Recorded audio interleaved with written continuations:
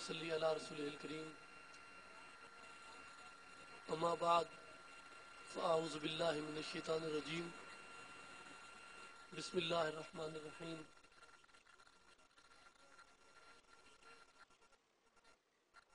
اللہ ولی الذین آمنوا یخرجہم من الظلمات الی النور صدق اللہ العظیم وصدق رسولہ النبی الکریم ان اللہ وملائکتہ یصلون علی النبی یا ایھا الذین آمنوا صلوا علیہ وسلموا تسلیما الصلاۃ والسلام علیک یا رسول اللہ الصلاۃ والسلام علیک یا محمد رسول اللہ صلی اللہ علیہ وسلم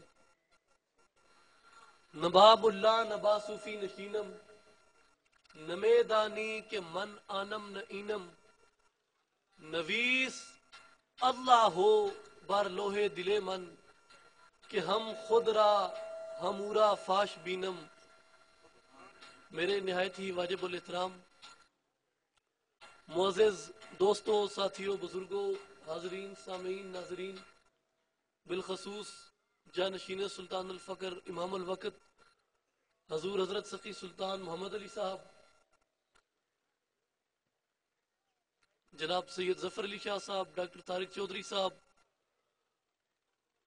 اور میرے تمام معزز مہمانان گرامی، علماء کرام، مشائخ عظام، السلام علیکم ورحمۃ اللہ وبرکاتہ.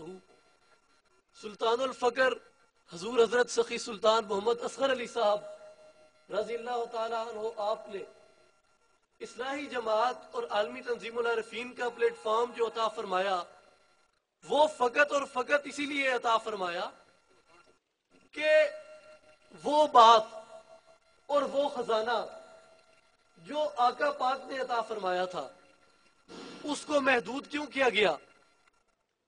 وہ باتیں جو اس امت، جو اس پوری کائنات کی جن باتوں نے تقدیر بدل دی، جن اعمال نے تقدیر بدل دی، جن افکار نے اس پورے جہان کی اخلاقیات کی کایا پلٹ دی. اور اس وقت میں یہ سمجھتا ہوں کہ اخلاقیات کی تخلیق بھی اس وقت ہوئی جب آقا پاک نے ان رموز کو، جب آقا پاک نے ان اسرار کو اس جہان رنگ و بو پر آشکار فرمایا. اور جب ان باتوں کو دبا دیا گیا،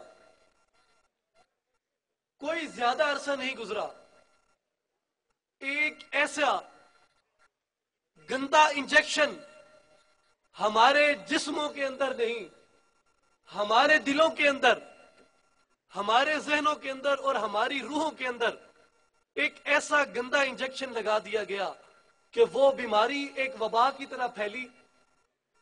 اور پھر اس بیماری کے بچھو کے جو پنجے تھے، اس نے اس امت کے عروج کو پکڑ کر، اس امت کے عروج کے، بلندی کے، بالائی کے سفر کو اس بچھو نے مسلسل ڈس کے ایک حاکم کو محکوم بنا دیا، ایک فاتح کو مفتوح بنا دیا. اور وہ کیا تھا؟ وہ کون سا گندا انجیکشن تھا؟ وہ کون سا بچھو تھا جو مسلسل ڈستا رہا اس کو؟ دیکھیں وہ کب سے شروع ہوا. اسلام کو بنے ہوئے، معرض وجود میں آئے ہوئے آقا پاک کے اعلان نبوت کے زیادہ عرصہ نہیں گزرا، تھوڑا عرصہ بعد ہی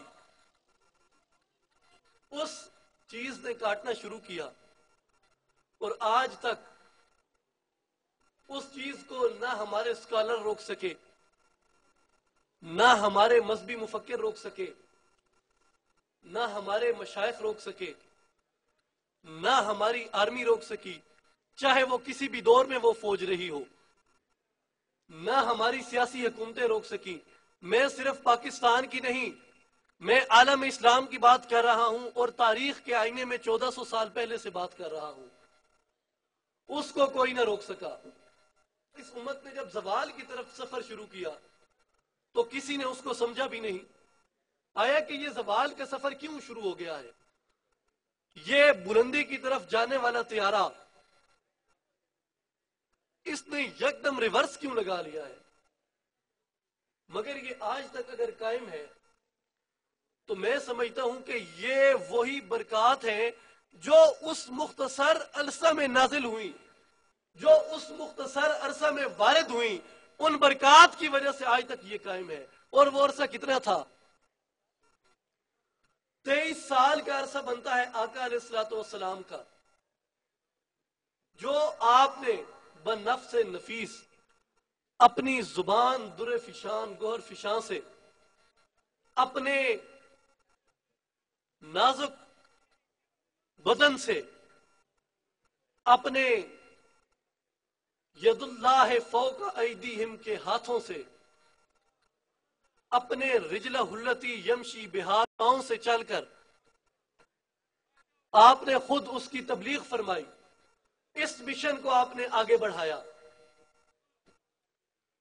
اس کے بعد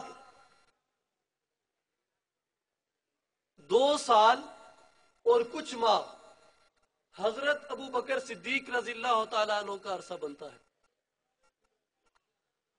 اس کے بعد 12 سال اور کچھ ماہ حضرت عمر فاروق رضی اللہ تعالیٰ عنہ کا عرصہ بنتا ہے۔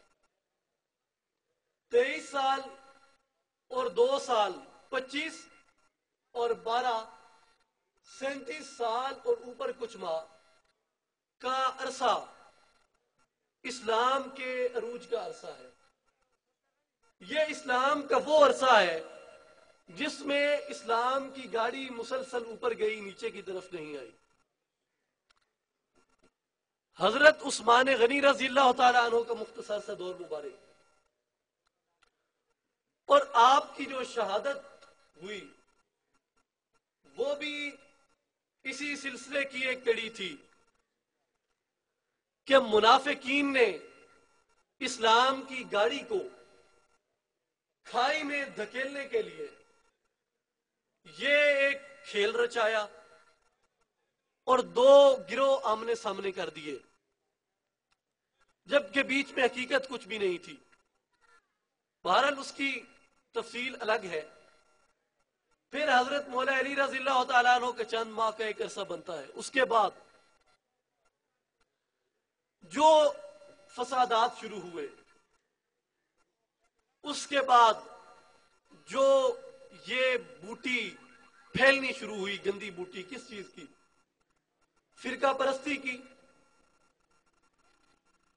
فرقہ واریت کی، گروہ بندی کی، یہ جب شروع ہوئی اس کو روکا نہ جا سکا۔ اور یہی بات قبل از اسلام جو دنیا میں ایک سچا مذہب تھا عیسائیت، اسلام سے پہلے، اس کے آپ ذرا تاریخ کے آئینے میں اگر اسے دیکھیں تو اس کی آپ وجوہات اگر پڑھنا شروع کریں، جو اس کے زوال کی وجوہات تھیں، جو عیسائیت کی تباہی کا سبب بنی، جو عیسائیت کی پستی کا موجب بنی، جو باتیں اگر آپ ان کو کمپیئر کریں، اگر آپ ان کا موازنہ کریں تو آپ کو بالکل وہی نظام اور آپ کو بالکل وہی ترتیب جو ہے وہ آپ کو اسلام میں نظر آئے گی کہ جن لوگوں نے جس انداز میں اس کو کھائی میں گرایا، اس کو پستی کی طرف لے گئے، انہی لوگوں نے اسلام کو بھی پستی کی طرف دھکیلنا شروع کر دیا۔ میں یہ بات بڑی واضح طور پر کہنا چاہتا ہوں اور بڑی واضح طور پر کہتا ہوں کہ وہ باتیں جو تھیں وہ چند فروعی اختلافات تھے۔ ان اختلافات کو بڑھا دیا گیا، ان کو وسیع کیا گیا، ان کے اندر وسعت ڈالی گئی، اور پھر کیا ہوا